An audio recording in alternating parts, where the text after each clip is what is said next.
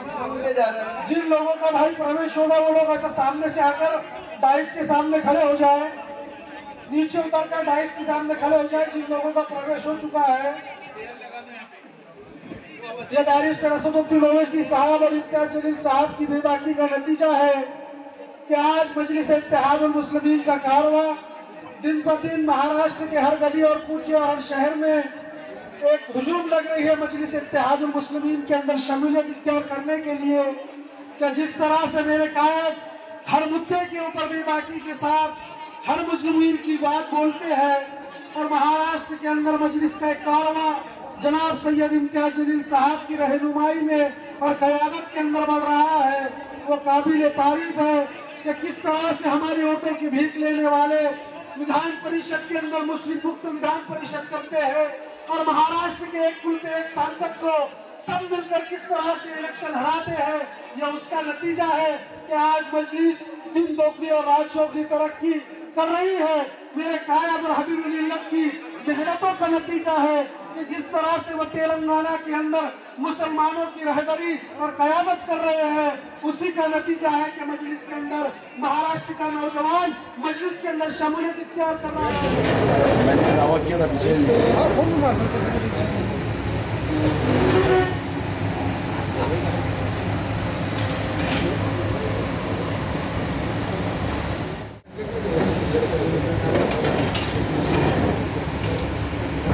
कैसा रहा आज का विदर्भ स्तरीय पक्ष प्रवेश व कार्यकर्ता सम्मेलन?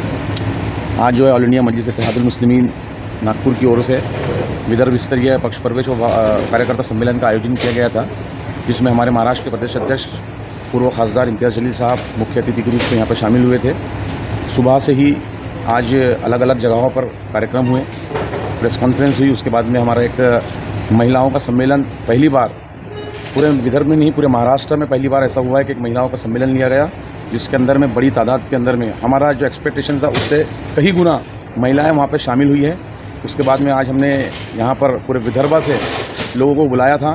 बड़ी तादाद में नागपुर के अलावा विदर्भ से तकरीबन 450 लोगों ने पक्ष में प्रवेश किया है। कार्यकर्ताओं को संबोधित इम्तियाज जलील साहब ने किया है और आने वाले विधानसभा चुनाव को देखते हुए पार्टी ने किस तरीके से आगे बढ़ के काम करना चाहिए, इस पर भी इम्तियाज जलील साहब ने अपना मार्गदर्शन किया है।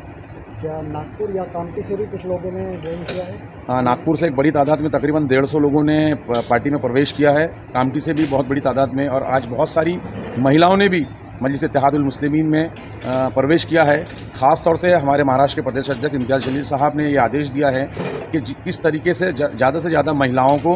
पार्टी के साथ में जोड़ा जाए। उसके पीछे का एक पॉलिटिकल एजेंडा ये था कि महानगर पालिकाओं में जितनी जगह चुनाव होते हैं 50% कोटा महिलाओं के लिए रिजर्व है और मुस्लिम समाज के अंदर में महिलाएं सामने नहीं आती है। तो इसीलिए मजलिस इत्तेहादुल मुस्लिमीन की जो कोर कमेटी है उनका ये फैसला है कि किस तरीके से ज़्यादा महिलाओं को मजलिस इत्तेहादुल मुस्लिमीन से जोड़ा जाए, ताकि आने वाले समय में जो कॉरपोरेशंस है और नगर पालिका है वहाँ जो इलेक्शंस होने वाले हैं उसमें 50% महिलाओं को किस तरीके से प्रतिनिधित्व देकर उन्हें वहाँ से जिताकर कॉरपोरेशंस के अंदर में और नगर पालिका में भिजाया जाए। इसके ऊपर मजलिस इत्तेहादुल मुस्लिमीन काम कर रही है। आपको बताना चाहूँगा कुछ ऐसी पार्टियां हैं जो कि ईश निंदा कानून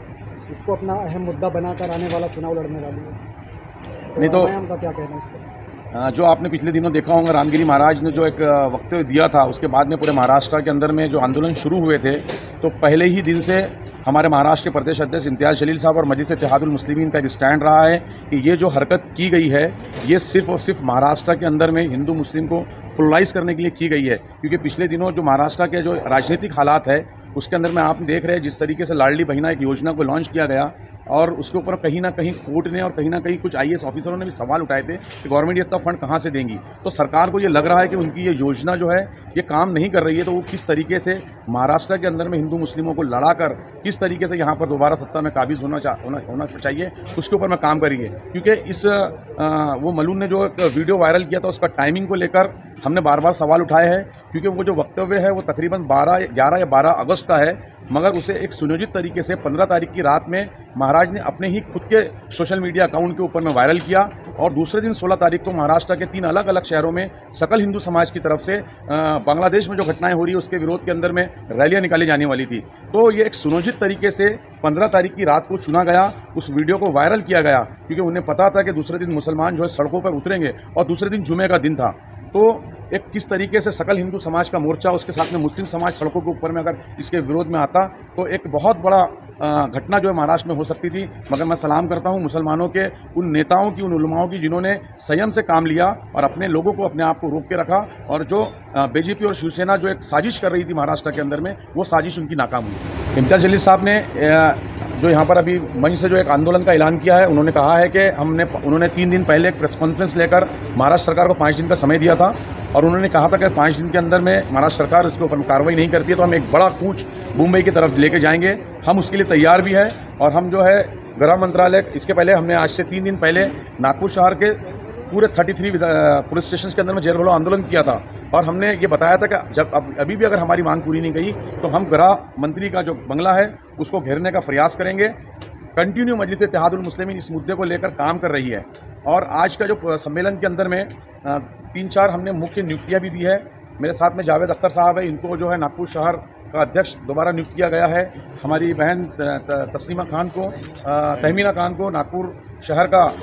महिला विंग का अध्यक्ष बनाया गया है। ऐसे ही हमारे एक सोहेल खान साहब है, जो आज शिवसेना के विदर्भा के लेवल के नेता थे, वो छोड़कर आज पार्टी में शामिल हुए, उनको हमने